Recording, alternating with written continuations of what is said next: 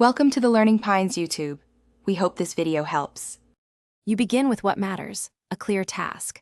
Open Outlook and switch to Tasks or the To-Do pane. Once there, click New Task or press Ctrl plus Shift plus K to create one. Give it a concise title, choose a due date and priority, and set a reminder so it surfaces when needed. Explain why. A proper title and reminder prevent forgotten work and reduce context switching. Make sure to add notes or steps in the body, so you know exactly what success looks like before moving on. Once the task exists, organize it into actionable parts. You should convert major items into checklist steps inside the task body or create subtasks so you can tick progress. Assign a category color, set a start date, and add an estimated duration to plan your calendar blocks. This helps with realistic scheduling.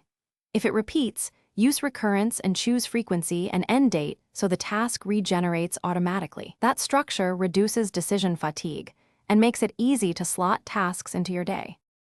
To finish, track progress and mark the task complete when done. You'll see it cross off and sync to devices if your account is connected. Review tasks with filters, search, or smart lists to focus on today's or high-priority items. If items don't sync or disappear, check account connectivity, mailbox quotas, and sync settings, then restart Outlook and force a manual send/receive.